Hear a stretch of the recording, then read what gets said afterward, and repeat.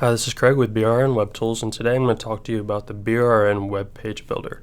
So here we are on the front of the website, and going through it's exactly how you want it to look or whatever. And this applies to a website that's already been built, and also to websites that are brand new and have not been built.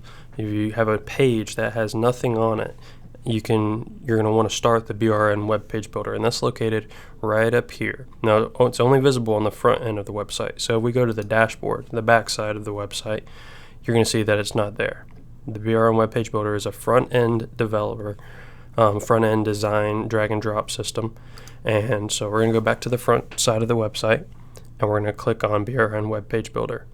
Edit page is going to take you back to the pages that you've created in the back side and let you change the name and the permalink. That's not exactly what you want. You can create new pages and add new media and a new post through that button up there. And the customize is a back-end settings and design system as well. We're going to get into that in a later video. So just click on BRN Web Page Builder. And as you see, it came up.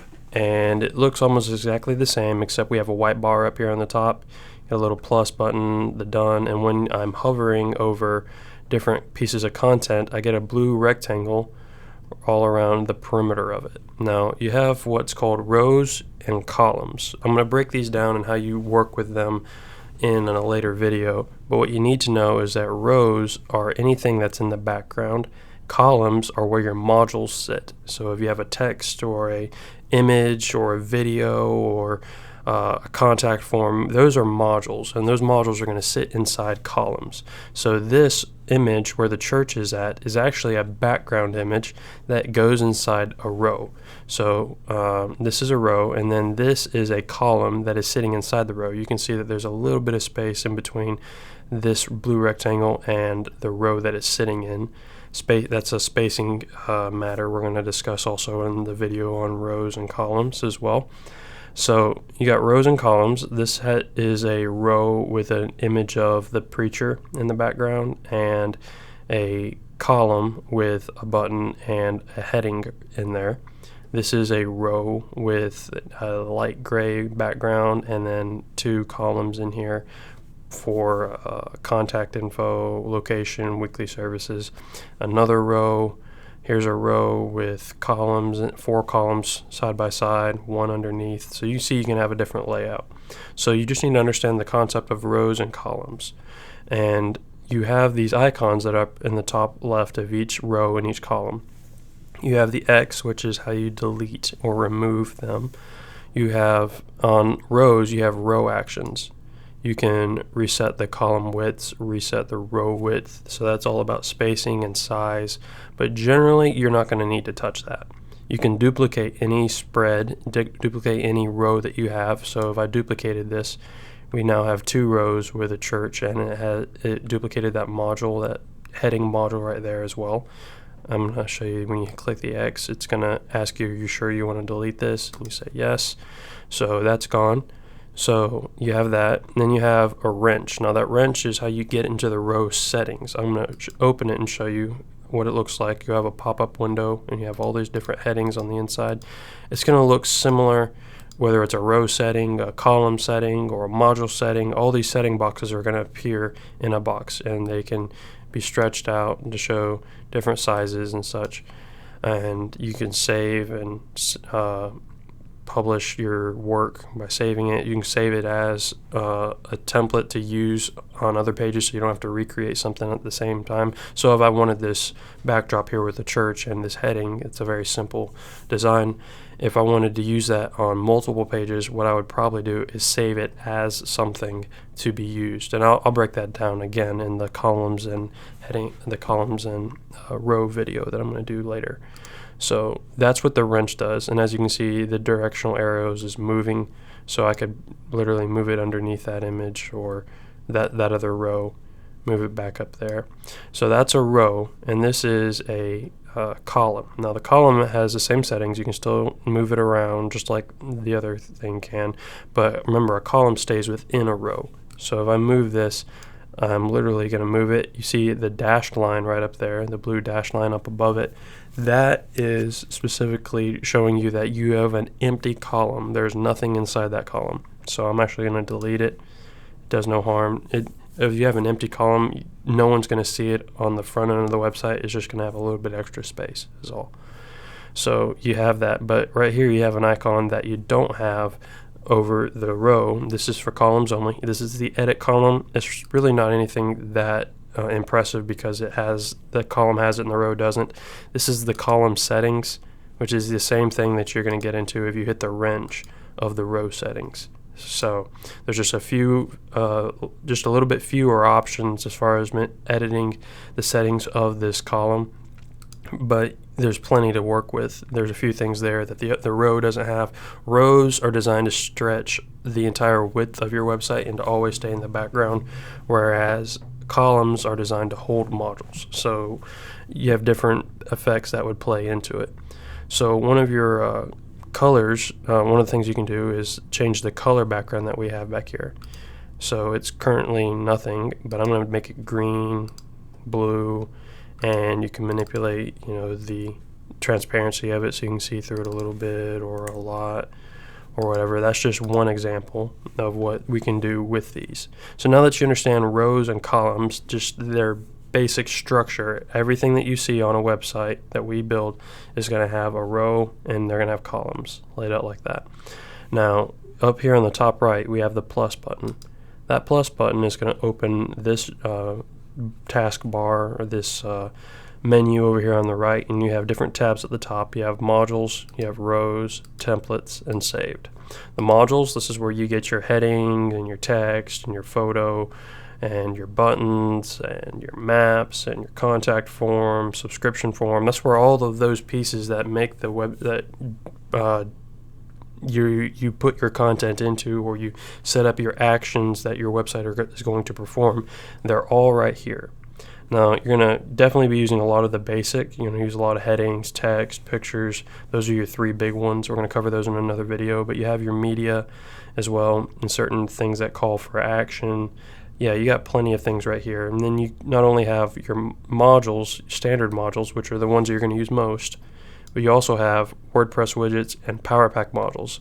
You won't really want to, there's not really a big need to use WordPress widgets as much because everything that you see here, for the most part, is already in the standard modules. Now, the PowerPack modules is very advanced. There are a lot more options of things you can do with different kinds of settings. So there's an image module right here. They have that same module in the standard modules right here as a photo, but sometimes the PowerPack, because it's made by somebody else, it can be edited a little bit differently. So that's where your modules are, and it's all drag and drop. So if I wanted to drag a photo, I could select the photo and put it in right there. If I wanted to drag a heading right here and type in sample, I save it, so you see that my heading is right over there. I haven't done any special settings to it yet. I'm going to delete that. You can see that I'm using my modules. Now you have your rows. Everything is still drag and drop. You can drag this over. If I drag it on top of a row that already exists, you see a white space up here, but if I drag it over something that already exists and it goes inside one of these dashed lines, that means it's becoming a column. So literally it's going to be one of those boxes, one of those containers that holds a module, like a heading module. If I drag it over to the white space, there's no dashed line around it. Once I do that, that is becoming a row. Now you see there's dashed lines now because there's a row and a module. You can't have a row without there being at least one module inside of it. But I can take these three and throw it right there. That one module, that one column becomes three. I can throw three more exactly right under it. You take two and throw it in between. You can work out the sizing of it all. So I've got a bunch of empty columns all in here. And the beauty of it is whenever you click on a column, it opens the column settings when it's empty. Once there's a certain module inside of it, for example, this is a heading module, when I click on it, it doesn't open the column settings, it's going to open the heading settings. That's why it says heading right there. So, but if I click on the row, this is a row background, this is a row, this row is not full width. I could change that on the inside from fixed to full width. and now we see that that row is full width, but if I click on it, nothing happens. It doesn't do anything. You have to go through the wrench. So that's how you create those, and stay tuned for more with the rows and columns, the cool settings that you can do to make something look very attractive. But it's all drag and drop. You have your columns, and then you have templates. These templates are already laid out. These are samples of designs that someone more advanced than myself has laid out and designed for ease of use. And you have landing pages, so this is designed to be a home page or just a page that is a one-page website that you don't even have a secondary page. These are not drag and drop. It's just a matter of you clicking on them. So if I want to use this one, I click on it, it's going to ask me, do I want to replace it or append it? If I replace the existing layout, all my content that I already have on this page is going to be gone. So I particularly don't want to do that to this website because this is a live website.